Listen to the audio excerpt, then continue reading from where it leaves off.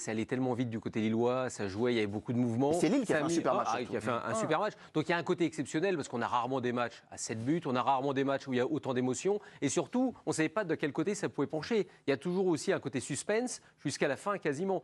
Donc de cette manière-là et sur le plan émotionnel, il y a un côté exceptionnel dans ce match-là. Quand on est dans sportif et qu'on regarde un match réellement, on se rend compte que les buts sont la conséquence d'erreurs grossières. Moi, j'aime le spectacle, mais j'ai joué en Bundesliga, et c'est un peu le football que l'on a vu ce soir, football total. Après, on a été élevé aussi, mon éducation, elle est française. Donc, j'ai été élevé avec des principes défensifs. Polonaise. C'est-à-dire, et évidemment. Mais je veux dire, il y a une culture de savoir défendre en France. C'est pas le Catenaccio non plus, mais voilà. Et quand tu vois ce soir les techniques défensives, notamment côté monégasque, waouh, il y a des choses à revoir. Oui, il y a quand même des choses à revoir. La VAR n'a rien arrangé, je dirais au contraire. Mais ben non, elle est là, il faudra faire avec, quoi qu'il arrive, ils ne l'enlèveront pas. Moi, je peux tout entendre à partir du moment où on me l'explique. Je ne connais pas la charte de l'arbitre, de l'arbitrage, et encore moins des règles par cœur. S'il y avait juste, à un moment donné, un peu de on le dit depuis des lustres, de la communication.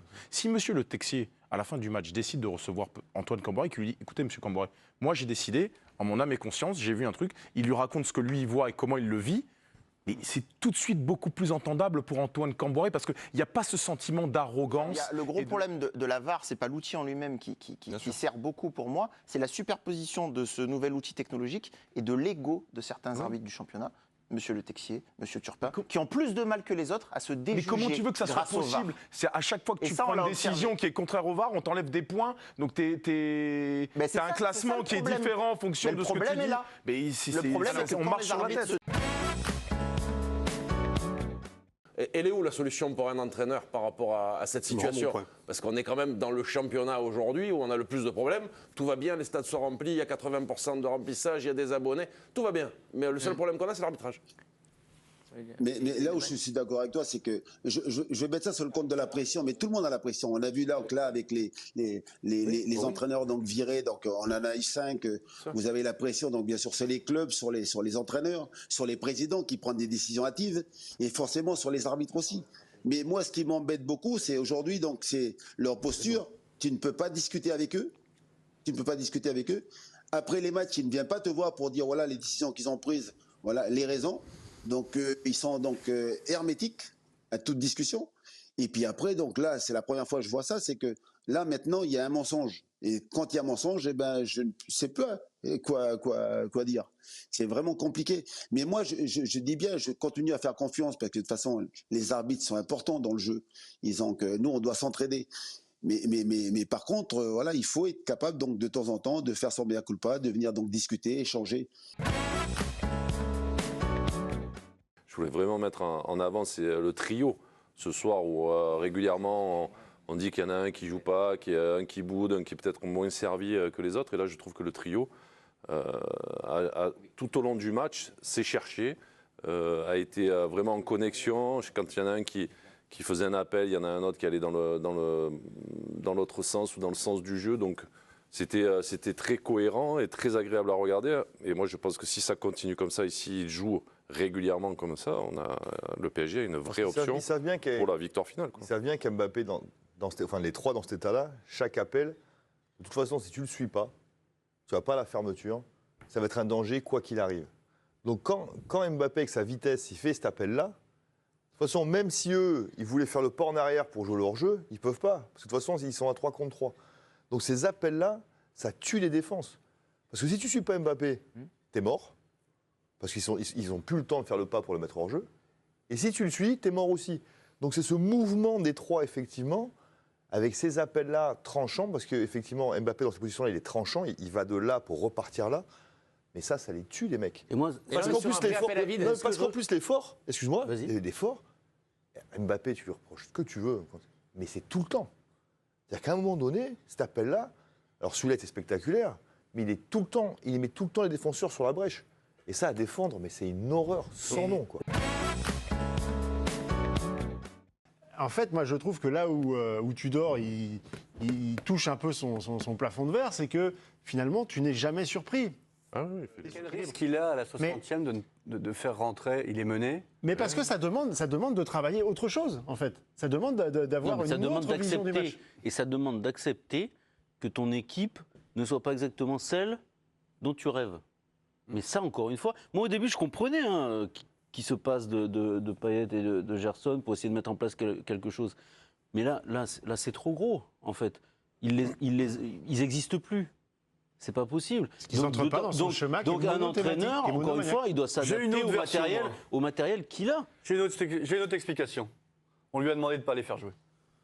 Bah mais du coup, leur valeur baisse, parce que Gerson, vous l'avez acheté 25 millions d'euros, et donc vous ne faites pas jouer. Si en janvier, ils s'en vont, les deux, et ben, tu fais de grosses économies sur des salaires. C'est ce qui va se passer.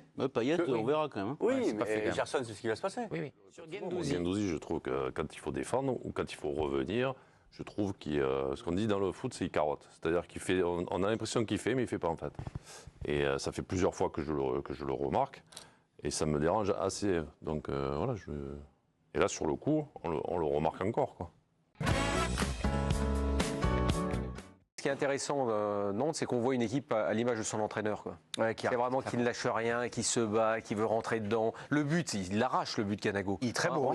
C'est un super but. On voit qu'il donne tout ce qu'il a dans cette frappe et puis il va au combat dans la défense adverse. Oui. Moi, ce que j'ai aimé, parce que là, tu parlais de l'intensité, moi, j'ai trouvé au contraire qu'ils ont donné ce qu'ils avaient dans le ventre, quoi. Tout à fait. Ils ont donné. Combat, ouais. Après, comme c'est une équipe qui est un peu déséquilibrée, qui n'est pas très très bonne, et ben, des fois, il y a du danger, il n'y a pas de danger. Mais ils s'en sortent. Là où ça peut être très intéressant par rapport à ce que Camboire nous dit en conférence de presse, c'est qu'il espère créer vraiment une dynamique d'estomper la possible fatigue par des résultats positifs, de lancer quelque chose. Et là, tu te dis que ce succès-là, d'aller le chercher comme ça, au forceps, psychologiquement, c'est quelque chose qui va compter positivement pour le match face à Clermont ce week-end. Ouais.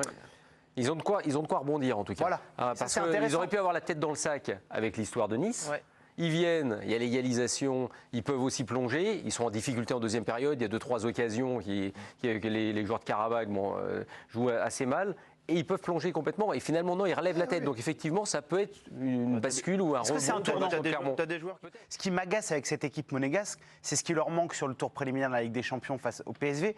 Une équipe de très haut niveau, elle est efficace dans les deux zones de vérité. Et cette équipe de Monaco, elle n'a pas ça. Mais dans ce type de match où tu as le contrôle, où tu as un peu de possession, où tu as des situations, ça doit déboucher sur quelque chose. Et cette équipe-là n'arrivera pas à aller là où elle veut aller, à savoir jouer le podium régulièrement en Ligue 1 et aller en Ligue des Champions, si elle ne progresse pas dans les deux zones de vérité. Et j'ai l'impression que chaque année, on dit ça. Donc ça, c'est quelque chose qui me dérange. Mais le problème, c'est que c'est vraiment exceptionnel. Ils sont capables de marquer des buts pratiquement à tous les matchs. Ils ont un jeu offensif, ils ont des projections à 4 dans la surface, des mouvements sur les côtés. Donc, ça veut dire qu'aujourd'hui, le travail, il va se faire sur quoi ? Sur cette capacité à bien défendre. Donc, obligatoirement. Peut-être que tu vis du déséquilibre. Oui. Non, mais à un moment, il y a des. Non.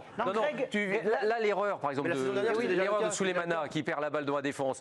La difficulté pour les défenseurs à être bien placés, parce que ce qui est bizarre, c'est une balle qui est pour eux, et ils sont quasiment des équipes dans leur propre surface de réparation. Ça, c'est un problème de niveau, c'est un problème de concentration. L'équipe du soir, présentée par Olivier Ménard, du lundi au vendredi, dès 19h45 en direct sur la chaîne L'Équipe.